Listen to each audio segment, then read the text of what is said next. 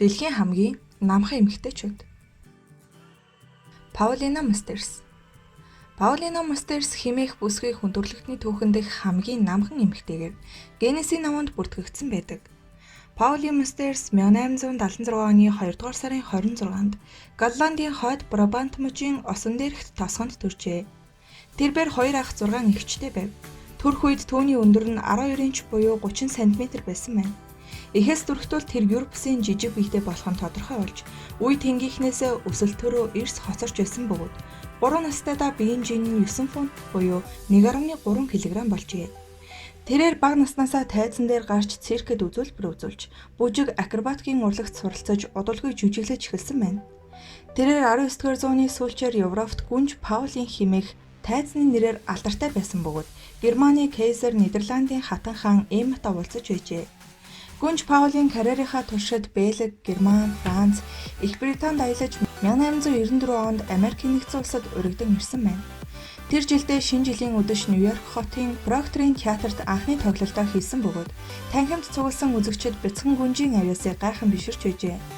Харамсалтай нь бяцхан од Паулина 2 сарын дараа 1895 оны 3 дугаар сарын 1-ний өдөр уушигны хатгалгаа менингит өвчний улмаас 19 наснда талалт өгсөжээ. Түүний талаар тэр үеийн хэвлэлүүд дэлхийн хамгийн жижиг хэрнээ хамгийн том гайхамшиг алдсан хэмээн бичиж байжээ. Паулина нас барахдаа 61 см өндөр 3.8 кг жинтэй байжээ. Люсия Зарате. 19-р зуунд амьдарч байсан хамгийн хөнгөн жинтэй хүн болох Люсия Зарате 1864 оны 1-р сарын 2-нд Мексикийн Сан Карлос хотноо мэндэлжээ. 12 настайдаа Заратес Мексикээс Америкийн нэгдсэн улсад нүүж очсон бөгөөд жижигхэн биеэ ашиглан гудамжны шоу болон эрэмдгүүдийн циркэд үзүүлбэр үзүүлдэг байжээ. Люсия тухайн үед эцэг эхтэйгээ хамт амьдардаг байсан бөгөөд эрүүл сарвал төрлөх Испани хэлнээсээ гадна англи хэлээр чөлөөтэй ярьж чаддаг байв. Люсия үлгэрийн эгч дүүс кинонд дүр бүтээж, дараа нь одоо Жозеф Флинтэй олон улсад үзэсгэлэнт хамтран ажилласан байна. Тэрээр 17 настайдаа Геннесийн номонд 61 см өндөр 2.1 кг жинтэй хамгийн хөнгөн насанд хүрсэн хүн хэмээн бүртгэгджээ. Люсия 30 наст хүрэхдээ 5.9 кг болтлоо жин нэмжээ. Түүний сууж авсан циркийн галт зэрэг Невада мужийн ууланд цасан сууж, улмаар 1890 оны 1-р сарын 15-нд 26 наснда биеийн дулаан борох өвчнөөр нас баржээ. Жиоти Амге. Энэтхэгийн 27 настай бүсгүй Жиоти Амге нь дэлхий дээр амьд байгаа хүмүүсээс хамгийн жижигхэн эмэгтэйгээр шалгарч Геннесийн номонд багтжээ. Тэрээр 1993 оны 2 дугаар сарын 16-нд Энэтхэгийн Нагпур хотноо төрсэн бөгөөд арыг ясны бүтцийн гэмтэл хэмээх удам дамжсан өвчний улмаас өсөлтөн зогсжээ. Жиоти 2009 оны 9-р сард 61.9 см өндөртэй байхдаа дэлхийн хамгийн намхан өсвөр насны хүүхдээр Геннесийн номонд бичигдэж байсан бол тэр цагаас хойш өнөө хүртэл 1.9 см-ээр л өсжээ. Эдүгээ түүний биеийн өндөр нь 62.8 см, биеийн жин нь ердөө 12 кг бөгөөд дэлхийн бүх цаг үеийн хамгийн жижигхэн эмэгтэй болох Поли Мастераас 1.8 см өндөр ажээ. 3 сартай хүүхдийн дайтай үзэсгэлэнтэй ямх бүсгүй ийм төрсөндөө огт сэтгэлээр ундаггүй. Жиоти чамин гоёл чимэглэлд дуртай мод хөөдөг нэгэн бөгөөд өөрөө хувцас ойж өмсдөг байна.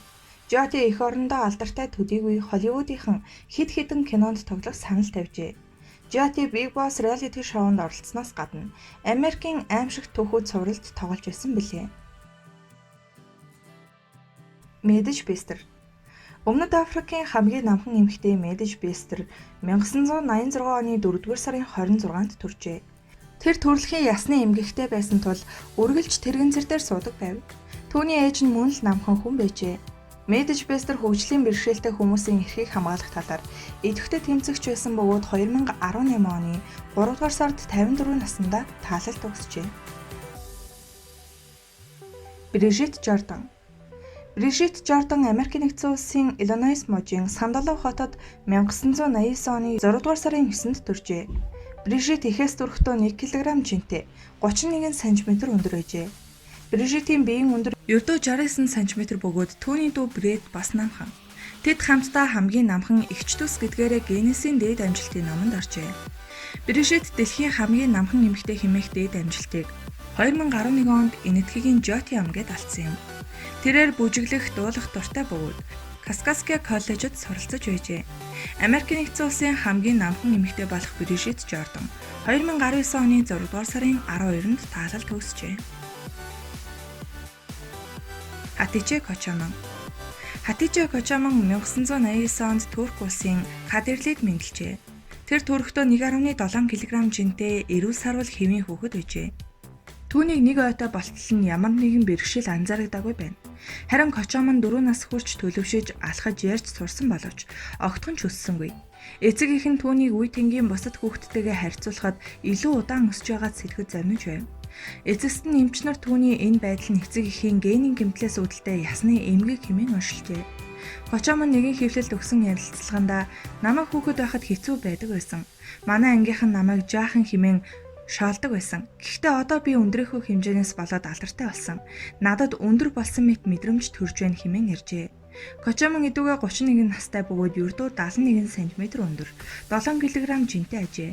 Тэрээр ажиллах чадваргүй боловч гэрийнхээ эргэн тойрны жижиг ажлуудыг хийж ээжтэй тусалдаг байна. Монголын хамгийн намхан эмэгтэй журмуудын эчин хорлоо.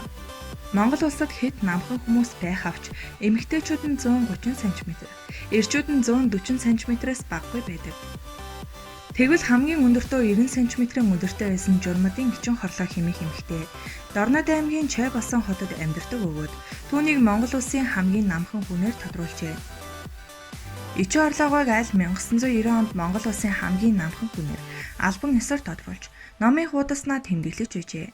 Харин түүний дараагаар Монголын хамгийн намхан хүнээр 1953 онд Улаанбаатар хотод төрсөн 117 см өндөр Дондвин Зина болон 1947 онд төрсөн 124 см өндөр Содном Бэлийн долгор нар ордог байна.